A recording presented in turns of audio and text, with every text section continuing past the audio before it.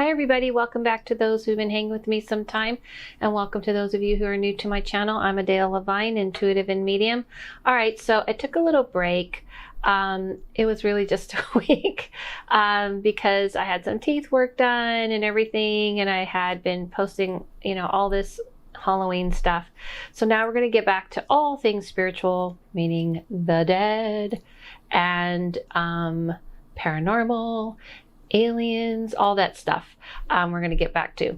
But today I want to get back into exploring like different aspects of spirituality, and this has come up so many times. Matter of fact, it's come up in my question to you that I posted on my Patreon, which by the way you can join if you haven't joined, what you guys want to see me post, and also here on YouTube in my community page, or I asked you guys like what videos you want me to do, and DMs and stuff. And what's come up a lot is about parenting and spirituality. And I stay in my lane on what I do as far as a spiritual person. Like, I'm not a psychologist, I'm not a child psychologist. I don't dare try to tell people that I'm an expert about things. But when it comes to spirituality and the idea of higher conscious parenting, I think that's a safe route for me to comment on. And people have asked me a lot about this, about what does it mean in the spiritual world, in the other side, but also just in the universe, about parenting and what it means, and do we pick our parents? Now, I just want to reference you to a video I did before on Do We Choose Our Parents? I mean, it's an obvious title. And you can check that out about what I have to say about that subject. Like, do we choose our parents before we come here? However, today I want to talk about the idea about higher conscious parenting. So let's break it down. Okay, here we go. Let's face it, parenting up to this point has been very different. Now, there's so many different generations. Yes, I've been obsessed with generational things. Someone who is editing this video will comment on, and the different generations. Gen X, which is me. Then there's millennials, could be you, or it could be Gen X as well. Millennials, which comes after Gen X, and now we're into Gen Zs. And the next generation they're calling Beta, by the way, or Alpha, Beta, Alpha, Beta. That used to be a superstore. Where am I going? The 1950s? It was a superstore. It used to be a grocery store in LA. Yeah, so I wanted to comment on the fact that there is these different generations. Obviously, as we progress, we evolve in our idea of child raising and how we see it. And, for those of us who were raised kind of in the 80s and stuff, and I know the 80s looks cool and fun, right? Rad, cool, feel free to pop up 80s stuff here. And there was like great movies. I mean, Back to the Future, of course, I'm going to say The Breakfast Club. And there was all kinds of things that actually does show the 80s pretty accurately. But if you look closer, you will also see that also entailed, bullying was okay, and kind of being raised like kids are seen and not heard was okay. And this was the way the 80s was. And it looks all like fun and carefree, and it is compared to what a lot of people are going today, the Gen Zs and even the millennials have had to go through. But in some ways, we were kind of left to our own devices to raise ourselves.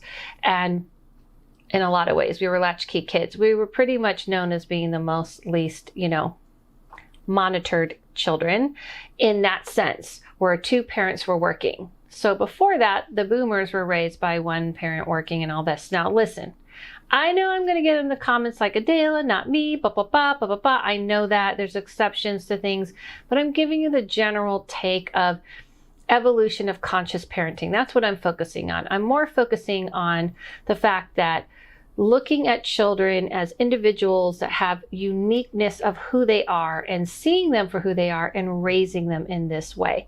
This is a new thing.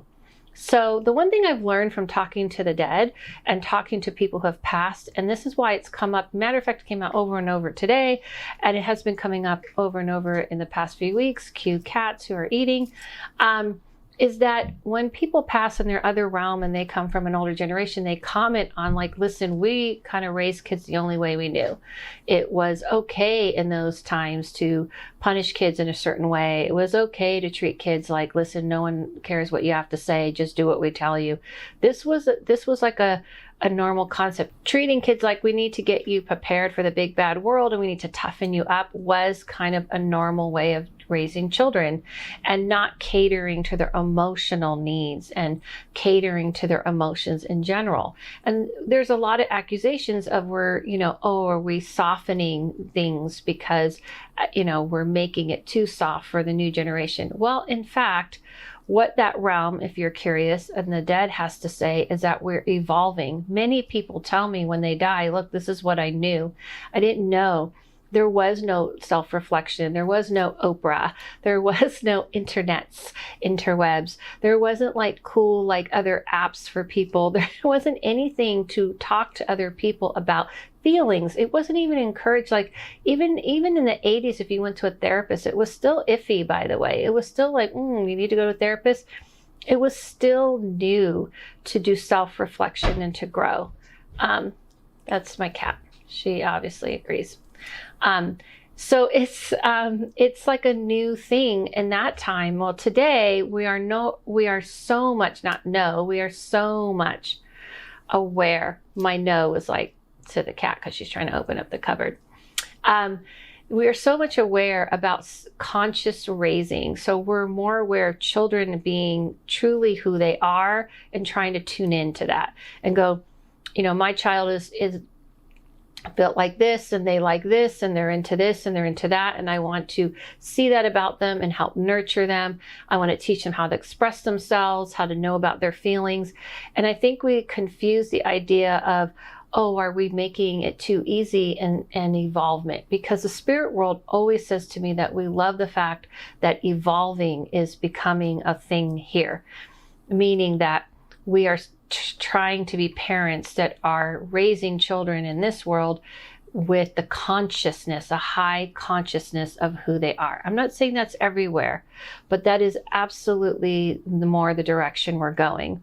And each generation is helping evolve that, because each generation, the young generation, is pointing out what we're missing and we're not seeing about how to live and truly be our true selves and helping them be their true selves.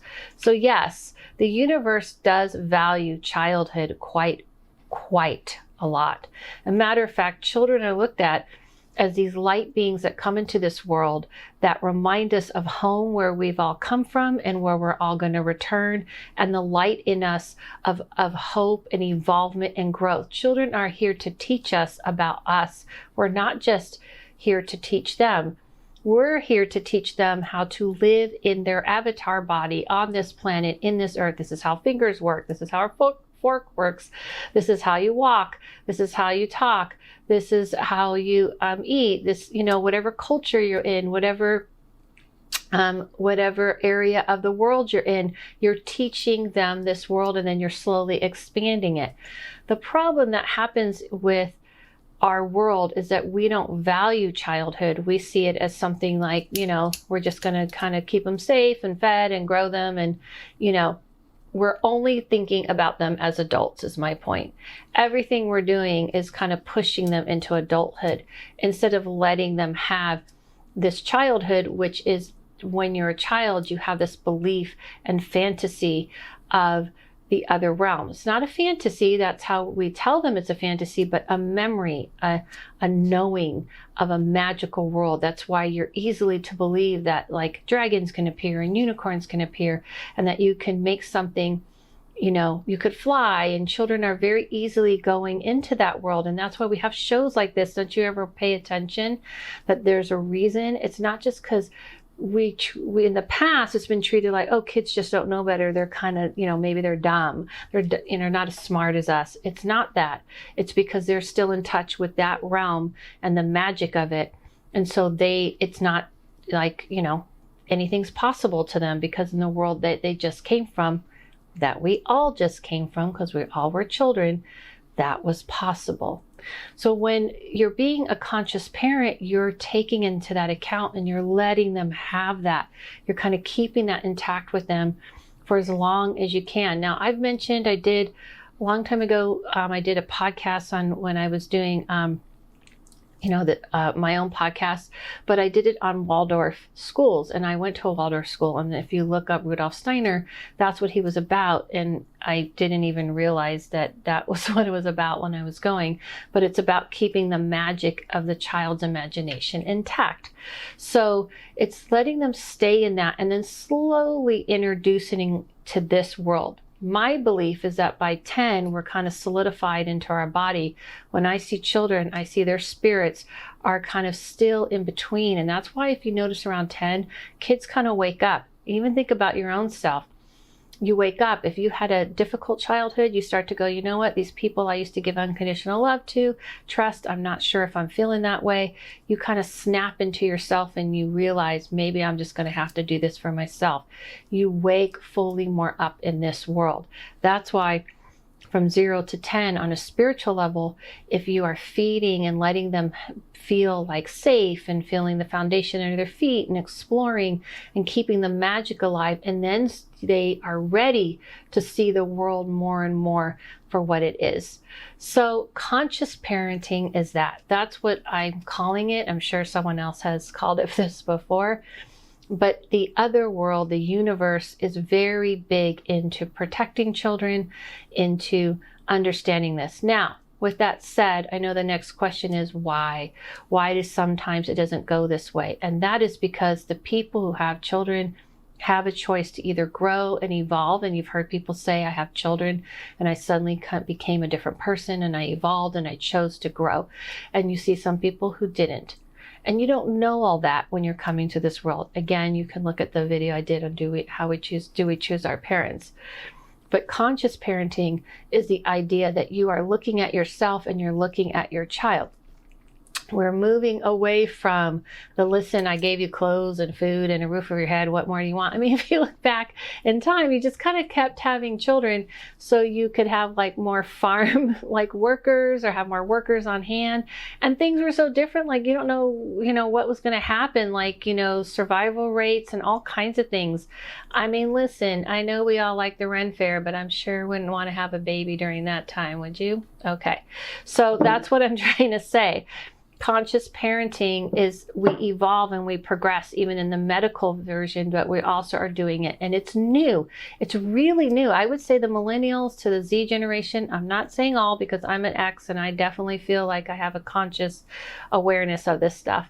But we are newly realizing that we need to be conscious about how we're raising. Now, I'm just going to say, Citric, you can throw up a soapbox up here because I'm going to get on my soapbox and just say this. I want to say, seriously, on a serious note, that to me, until we change the way we see children, when children have a right, they have a voice, when they are being heard, because we don't treat children that way. We are getting better, but we still treat children like we own them. And there is a great book called The Prophet. In one of the passages, it says in there, children come through us. We do not own them. We're here to guide them or to be guides of them. Just think about when you're talking to your guides. You are a guide to your child. And even if it's your nephew or your niece or a child your friend has and you just visit, those are guides for children. And so are parents. So we're guiding them to this planet. We're not here to own them. And it's a hard thing because we want to own everything here. In the other realm, it's more free and everyone is able to be who they are and have a voice and be seen and be heard. And in this realm, we get very ownership and this is mine because we're trying to survive in this more dangerous terrain, okay? But when you stop yourself and you look at the child for who they are. Now, if you look back at your own childhood, then you may say, okay, I don't feel like that was done for me and I have pains about it. Okay, that's fine. But you have a knowledge, and this is what I hear from the other side all the time, that they did not have. They were never taught to see children this way. It never occurred to them. I'm not saying all, but a lot of people I talk to on the other side who see the way the world is changing, this is all new. So you have to take into account as that as well.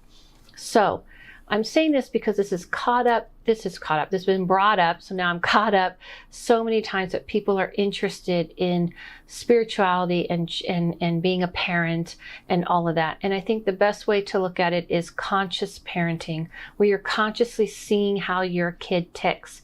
Who are they inside? Because all of us are beaming down like Star Trek onto this planet to do something for ourselves. What I mean by that is we are built a certain way. We're all contributing to this world, but in the way we tick.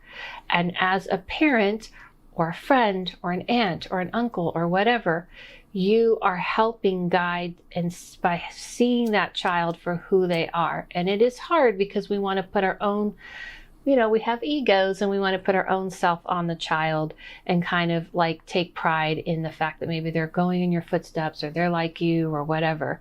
But their trueness of who they are is who they are. And the other stuff you're providing for them obviously is helping them as well. But pay attention to the core of who they are. And I'm going to end it with this. That goes for you. You can do the same thing for yourself, remembering the core of who you are. Because if you didn't have this conscious parenting, which many of us did not, then you have to do this for yourself as well, remembering who you are. And when you do have children in your life, in any form or fashion, by the way, teaching, being a friend, being a godparent, whatever, you are learning from that child and they are learning from you. They're reminding you of pieces of yourself, not like you might think like your childhood or what you like or don't like, but of the light that you have forgotten and that they didn't forget and are still living in. And that's why we don't tend to talk about this, because children bring up things in us that are painful. And it's easier to deal with animals for most people because they don't talk back and they don't say things to you. And children kind of push those buttons, but that's what they're here to do. They're help us grow. And that's why a lot of times it's pushed down and treated in ways that it shouldn't be. So conscious parenting is what I wanted to talk about. I'll do other things. Please leave in the comments other things you want me to talk about. Like I said, I have other videos about the idea of, understanding your own childhood and the child that I believe just exists in us, that we just grow physically, but that child in you. When I see people intuitively, I just see all the children in them. I actually see that more than what you might think the adult. I think the adult is all of us trying to be adult, and we're getting better at acknowledging it, but I don't know if we fully understand that, because we tend to look at everybody else thinking, oh, they must be knowing what they're doing more than me. So look at your own self and look at your own child in you. And I don't mean your child self like they say in psychology, but the spirit, the energy, the core of who you are. Okay, so I just wanted to a couple of reminders. I'm doing a medium gallery, which is different than a seance, and I'm going to be doing this on the 19th, where you pick one person you want to speak to. It's going to be a very, very small group. I think there's only 11 tickets left, I'm just going to keep it really tiny, where you pick one person you want to talk to who has passed, and I will speak to that person. If you show up, you get a reading. A seance is like, let's just see who comes in, and hopefully we'll hit everybody in the group. But this is like each person gets a mini reading, and I'll be doing that on the 19th, and you can go to my website if you'd like to join that. Also, wanted to let you know, Patreon, I'm going to be posting something today, and you can go over there and check that out. It's going to be about signs from the universe and signs from the other side and knowing how to recognize them. Jump on over there. I have an interesting story that just happened to me last night, so I'll be happy to, it was going to be fun to share that. And you can join my Patreon for $5 and you get a 35% off of all my readings code, and all of the unlocked content unlocks for you. All right, guys, thanks so much. I hope you had a great Halloween. Let's move into the holidays. This is holidays. And take care of yourself. Stay safe.